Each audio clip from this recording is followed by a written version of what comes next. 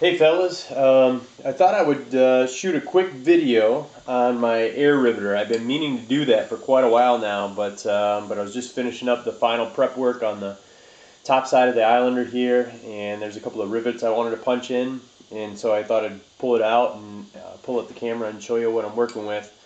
I gotta tell you, anybody who's doing any kind of rebuild work on a metal boat, if you have a couple of rivets to replace, then one of these arrow hand riveters is just fine.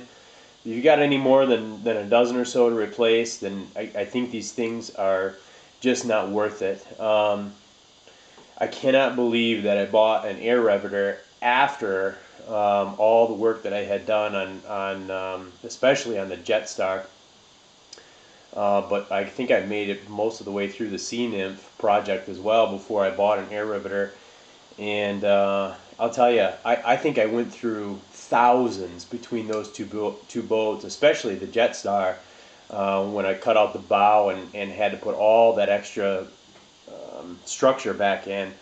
Literally thousands. And in doing all that, I wore out so many of these. After a while, I would just end up pumping and pumping and pumping and pumping, and it wouldn't pull the mandrel, the stem, up far enough to pop the rivet off. So it was just such a brutal thing to go through with all these hand riveters. I probably wore out, I would say, honest to goodness, probably about a dozen of these hand riveters. So, and then one of the guys, I forgot who, had popped up a video of them using the air riveter, and I thought, oh my gosh, I cannot believe that I have not been using that all along. So I thought I would do the same, return the favor, and have you guys check out my air riveter.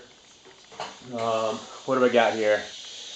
1, 2, 3. I think I just got 3 rivets that I'd like to punch in here just to finish this off a little bit. And so I thought I'd show it. This is the not a big fan of Harbor Freight stuff at all. I find that it's just mostly throwaway stuff, but this is honestly probably the best 50 bucks I've ever spent at Harbor Freight. By comparison, I think these are about 20 bucks or 22. So I think I used this thing 3 times, and I was thinking, gosh, what a great investment. That was such a no-brainer. So anyway, I just thought I'd show you.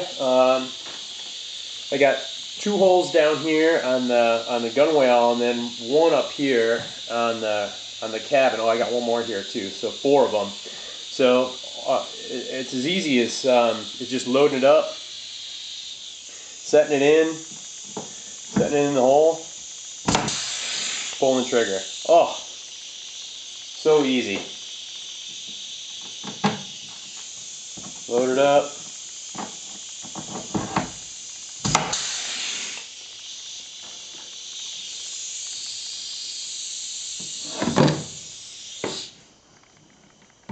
Load it up. Piece of cake. Now here's where it really comes in handy. I got this hole right here, and it's actually a little bit big for my 3/16 rivet. So I'm going to need a washer, a backup washer on that.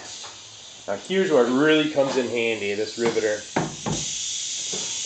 So when I'm having to reach all the way around underneath the gunwale to get that washer on there, you can see how awkward this would be trying to pump that with that hand riveter. And on the air riveter, I can actually hold that washer in place with the one hand. Super easy. So that's it. 4 of them. Done. Have a good one, guys.